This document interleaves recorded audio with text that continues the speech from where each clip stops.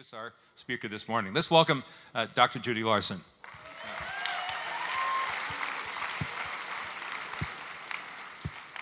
Well, Walter Hansen is our guest speaker today. And in the year that I've been at Westmont, I feel I've become good friends with Walter and his wife, Darlene. Have you noticed at Westmont, we often ask each other, where did you go during the T-fire evacuation? Well, I went to the Hansens in a beautiful home, and I will always be grateful to them for their welcoming hospitality and their prayerful and caring spirit during that time of turmoil. Walter, as you heard, serves on our Board of Trustees here at Westmont College, and he and his wife, Darlene, serve on the Reynolds Gallery Art Council. In fact, they are sponsors of the current exhibition of Rembrandt's etchings on beggars. We invited Walter to speak today as his scholarly interests and his leisure time interests form a bridge between the world of theology and the world of art. Walter, by vocation, is a biblical scholar, professor in New Testament, on faculty at Fuller Theological Seminary. He's published books and articles on biblical topics and practical spirituality. And in fact, next month, his commentary on Philippians, published by Erdmans, will be available. But his avocation and his favorite hobby is art. That Darlene, his wife, is an artist probably provides the inspiration for his interest. But Walter has really become a great student of art history. He has given talks and written papers on Caravaggio. He recently lectured at the Museum of Biblical Art on images of the prodigal son. And if you saw the Bruce Herman exhibition last year at the Reynolds Gallery, that exhibition was sponsored by Walter and Darlene. And now Walter has published an article in Image, a journal on art, which is a conversation with Bruce Herman about his art. When we asked Walter to speak on Rembrandt at today's chapel, he immediately dug into his art books and read voraciously, and I had a feeling that Walter would become very good friends with Rembrandt. So it is my pleasure to introduce Dr. Walter Hansen this morning as our speaker, and I'm eager to hear what you have to say.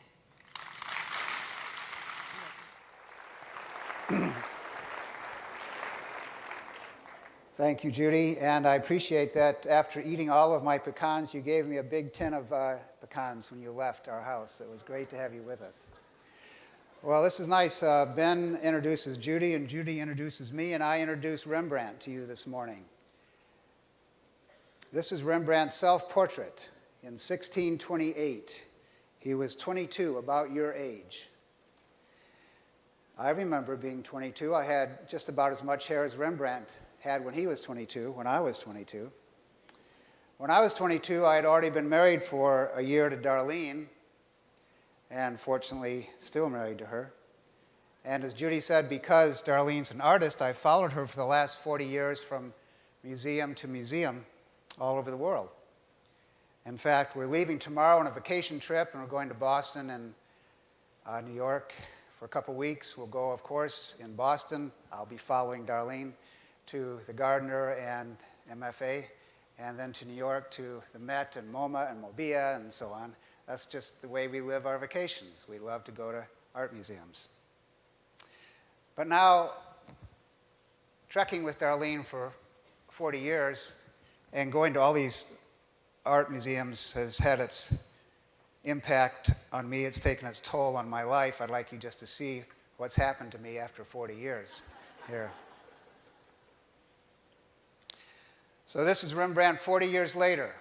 This is Rembrandt doing a self-portrait in 1669, the year of his death. Hopefully I won't die after 40 years with Darlene.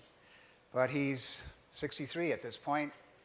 He is the age I am now. For the first few years of our marriage, I used to say, because my wife is an artist, I spend a lot of time on the steps of art museums all over the world. We'd go to an art museum and she'd spend 3 or 4 hours inside. I could do it in 15, 20 minutes. I didn't think it took that much time to see all those paintings. I'd kind of walk through. And then I'd say, take your time, honey. You'll find me in the bookstore sitting on the steps of the museum. But then I slowly got captivated by art. I figured if my wife was in love with art as well as she's in love with me, I should get to know art as well. Who was this guy, Art? And so I started to look at art for a while, and it took hold of my heart, and I developed a hunger and a desire to understand and to enter into and absorb the world of art. And Rembrandt became one of my all-time favorites. So whenever we go to a museum, I look for Rembrandt. We see what shows on. We've already been looking what shows are on in Boston, New York. But I'll go to Rembrandt. Rembrandt, actually, there's a couple, I don't know if I've told this to you, Darlene. There's some Rembrandt on loan at the MFA in Boston right now that I can hardly wait to see. And this morning, since I'm taking you on a tour of art, I feel like I'm on vacation already, because that's what I do when I'm on vacation. I go look at art. So I hope you'll have a sense of being on vacation with me this morning, just having a good time looking at these portraits and paintings, etchings of Rembrandt.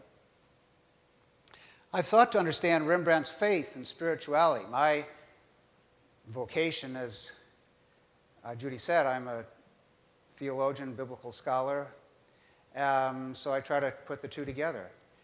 What was Rembrandt's faith? What was his spiritual journey during these 40 years between this portrait in 22, when he was 22, and this portrait when he was 63? What took place inside in his life?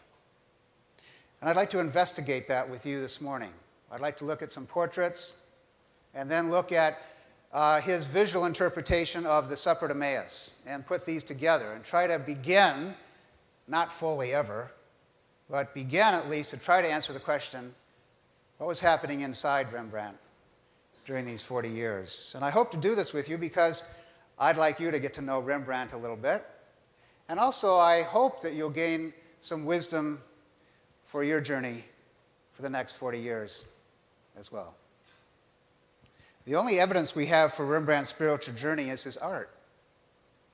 He left no letters, no memoirs, no references, not even a church membership record. All we have to go by is his art. But fortunately, he was a productive artist. In round numbers, 300 paintings, 300 etchings, 1,200 drawings.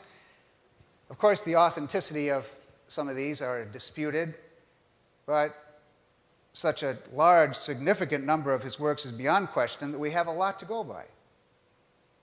And the essence of much of his artwork, as we shall see, is the disclosure of the inner life of the subject. Rembrandt is called by many the painter of the soul, the artist of the soul. He reveals somehow the soul of his subjects. And a subject who appears often in Rembrandt's art is himself. He did at least 40 paintings and 30 etchings of himself for a total of at least 70 self-portraits. I call him the originator of Facebook. We will look at only 9 of his self-portraits. I've whittled this back from about 16 to start with, but just 9. So back to one of the first self-portraits, back to when he was 22.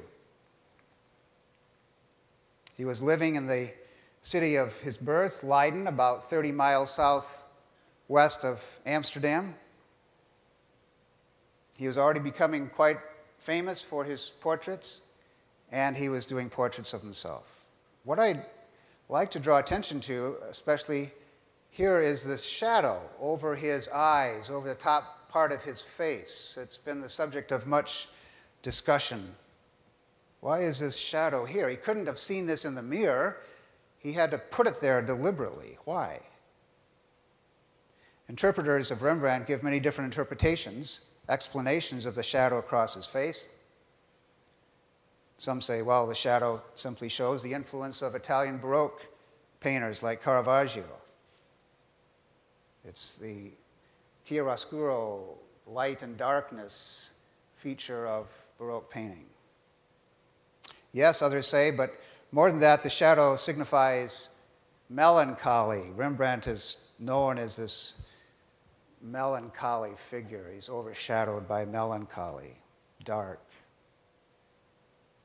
But I think the explanation that serves us best is the one that says that the shadow obscures the eyes, obscures half the face, that by putting that shadow there, Rembrandt is saying a portrait conceals at the same time that it reveals.